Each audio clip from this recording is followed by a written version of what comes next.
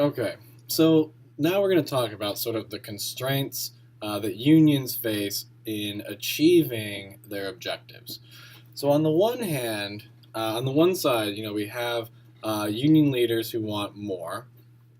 And on the other side, we have employers who obviously want to give them, less, right? After all, at this stage of the game, so to speak, the trade between the two sides is sort of closer to zero sum, right?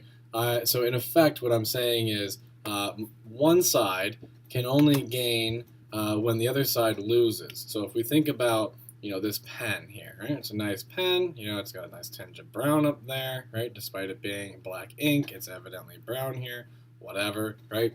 If we think about the only way that my left hand can have more pens, right, is if my right hand has fewer. So let's do this, right? So I have 2 pens in my right hand, right? I have 0 pens over here. The only way lefty's getting another pen is if righty gives up a pen, right? So if righty gives a pen, right? Now left has gained one, right has lost one, but on net, there's still 2 pens here, right? I keep doing this, right? On net, there's still 2 pens in existence, right? And so this trade would be classified as zero sum, right? All of these trades here are zero sum. They're distributional only, okay? Now, this isn't explicitly true in unions. Most of the trade still has some elements of positive sum, which is sort of the idea that by trading, right? So if we trade, right? Let's see if I can do this, right? So by trading, what we end up having is sort of like another pen just sort of appears, right? Like, ta-da, right? That would be a positive gain from trade. And so, it's like, hey, why don't you give me a pen, right? And ta-da, now we've got 3 pens. There's gains from trade. That would be positive sum. That was weird. Let's not do that ever again, okay? And so what we're saying now, I'm not going to get into fractions of pen, but what I'm saying is that the trade between unions and the boss, or the employer, more closely resembles something like this, right? Where one party loses and the other party gains, okay? Now, some of the constraints that unions face in bargaining are, fairly obvious, right? One has to do with the substitutability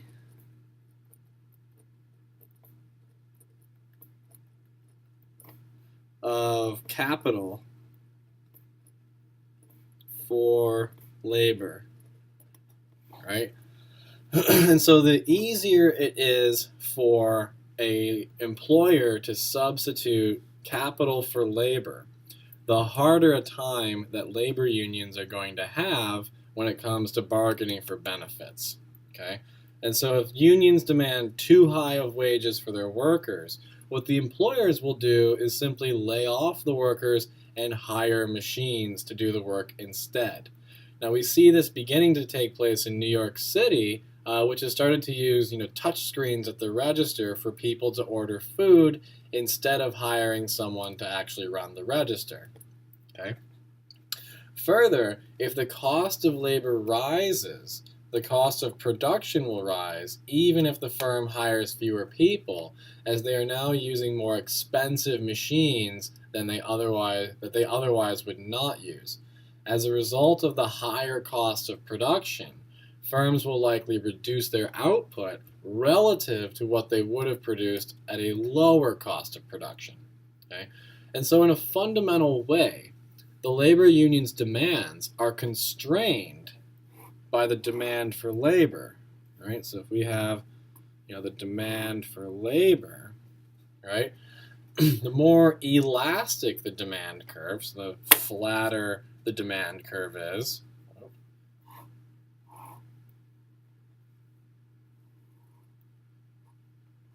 right, the flatter or more elastic the demand curve is, the less bargaining power the labor union will actually have, because the firm will respond very dramatically to even tiny changes in the wage rate. Okay? So here, even a very teeny tiny change, right, results in significantly fewer workers being hired. Okay? But in places where the labor demand curve is very inelastic, right? Well, all in these situations, the labor union has a very strong bargaining power because they can raise the wage by a lot and not affect the total quantity demand of labor by much. Okay, and so in a very real sense, the bargaining power of labor unions relies crucially upon the elasticity of the labor demand curve. The more elastic it is, right? So this is elastic, and this is inelastic. The more elastic the curve, the less power labor unions have. The more inelastic, the more power.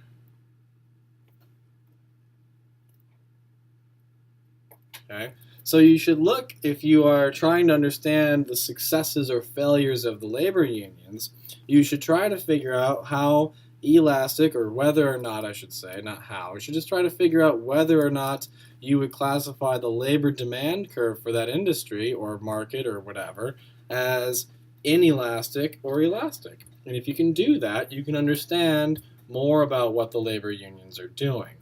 Okay, so in the next couple of videos, we're going to go through some various models of monopolies or of unions and how they bargain with with their employers. And we're going to do some graphical analyses and introduce some other terms as well. So stick tight and pay close attention here.